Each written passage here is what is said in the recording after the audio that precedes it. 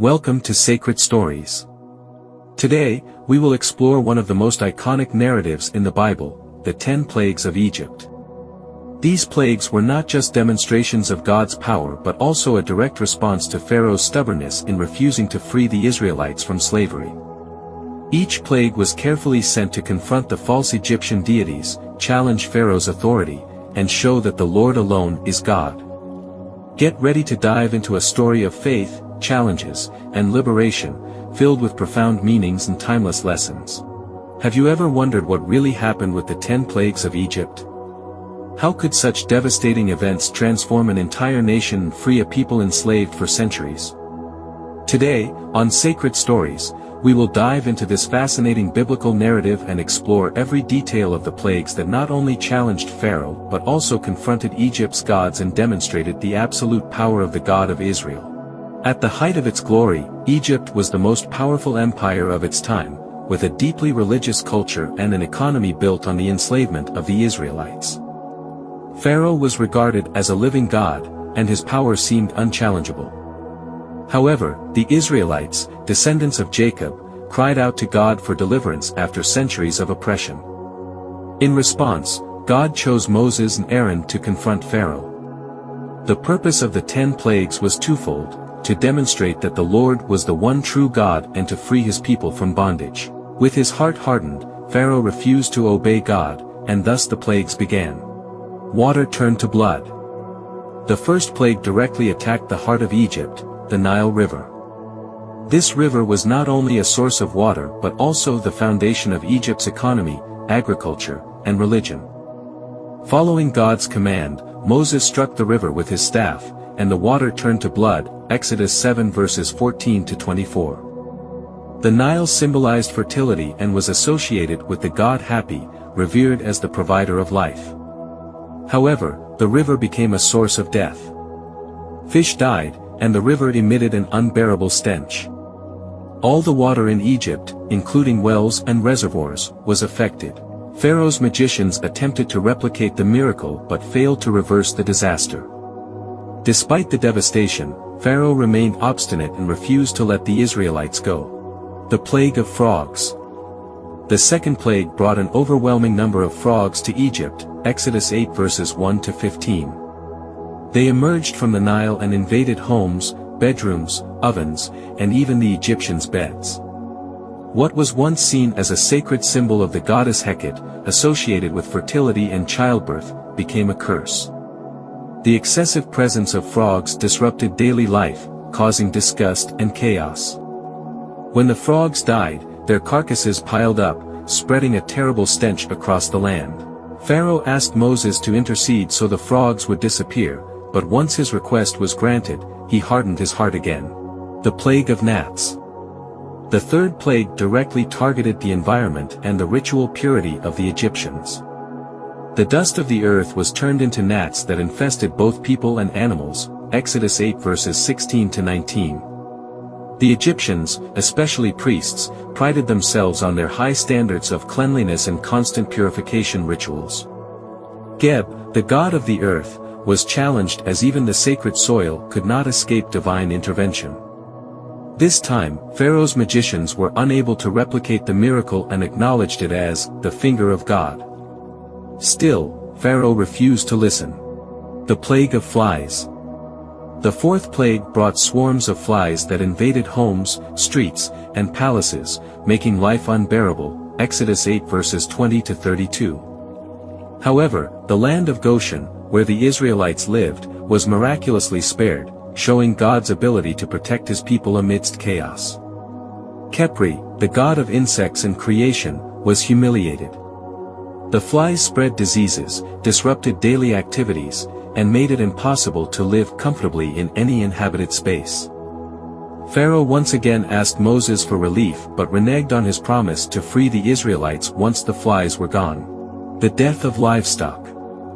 The fifth plague was a devastating disease that struck Egypt's livestock, Exodus 9 verses 1 to 7. Cattle, camels, sheep, and goats perished throughout Egypt, while the Israelites' animals remained unharmed. Apis, the sacred bull, symbolizing strength, fertility, and power, was powerless against this plague. Egypt's economy, heavily reliant on livestock, took a critical hit. Yet, Pharaoh's heart remained hardened, and he continued to deny God's power. The plague of boils. The sixth plague brought direct physical suffering. Painful boils broke out on the skin of the Egyptians and their animals, Exodus 9 verses 8 to 12. Following God's command, Moses took ashes from a furnace and tossed them into the air before Pharaoh. These ashes spread throughout Egypt, turning into festering sores on all people and creatures. This plague was a direct challenge to the Egyptian gods of health and healing, such as Sekhmet, the goddess of healing, and Thoth, the god of wisdom and medicine. Even the Egyptian priests, who performed rituals to secure divine protection, could not escape the boils. Pharaoh's magicians, who had previously tried to replicate the plagues, couldn't even stand before Moses due to their pain. Despite the humiliation and suffering, Pharaoh's heart remained hardened, and he refused to release the Israelites. The plague of hail. The seventh plague unleashed an unprecedented storm upon Egypt. Hail mixed with fire rained down, destroying crops, livestock in the open fields, and injuring anyone who didn't seek shelter, Exodus 9 verses 13 to 35. Moses warned Pharaoh of the impending disaster, giving the Egyptians a chance to protect their servants and animals, but many ignored the warning. This plague directly challenged Nut, the goddess of the sky, and Set, the god of storms. It was a clear reminder that only God controlled the heavens and natural phenomena. While Egypt faced widespread devastation, the land of Goshen, where the Israelites lived, remained untouched. Terrified by the storm's might, Pharaoh begged Moses to intercede and promised to release the Israelites. However, as soon as the hail stopped, he hardened his heart once more, refusing to let them go. The plague of locusts. The eighth plague brought swarms of locusts that invaded Egypt and devoured everything left after the hailstorm, Exodus 10 verses 1 to 20. They covered the skies, turning day into night, and completely consumed the fields, trees, and any vegetation that remained. The locusts represented a direct attack on Serapis, the god who protected the harvests. Hunger and despair began to spread throughout Egypt, and Pharaoh's own advisors pleaded with him to relent, as the country was being destroyed. Despite the outcry of his people, Pharaoh asked Moses to remove the locusts. Yet, once the plague was lifted, he hardened his heart again and refused to let the Israelites go. The plague of darkness. The ninth plague was a direct display of power against one of Egypt's primary deities, Ra, the sun god.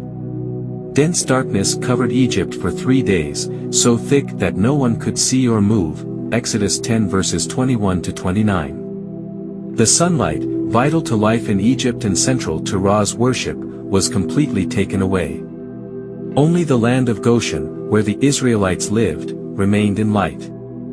This profound darkness symbolized God's sovereignty over creation and the false gods of Egypt, showing that control of the universe was not in Ra's hands or Pharaoh's but in the hands of the Lord. Even so, Pharaoh refused to free the Israelites, even threatening Moses with death if he returned. The death of the firstborn. The 10th and final plague was the most devastating. God declared that, on that night, every firstborn in Egypt would die, from Pharaoh's son, considered a god, to the firstborn of the humblest servant, as well as the firstborn of animals, Exodus 11:1, 12:30. The Israelites were given detailed instructions to protect themselves. Each family was to sacrifice a lamb without blemish and mark their doorposts with the lamb's blood. The angel of death would pass through Egypt but would spare the homes marked with the blood, symbolizing obedience and faith. That night, wailing echoed throughout Egypt as no Egyptian household was spared from loss. Pharaoh, defeated and devastated by the death of his own son, commanded the Israelites to leave immediately, taking their families and belongings. This final plague not only secured the freedom of God's people but also marked the beginning of the Passover celebration, an eternal reminder of God's faithfulness and power to protect and redeem his people. The 10 plagues of Egypt were more than displays of power, they were judgments against Egypt's false gods, challenges to Pharaoh's authority, and a path to the liberation of the Israelites. Each plague revealed God's supremacy over creation, human religions, and earthly powers. These events not only transformed Israel's history but also delivered an eternal message about the power of obedience, faith, and divine justice.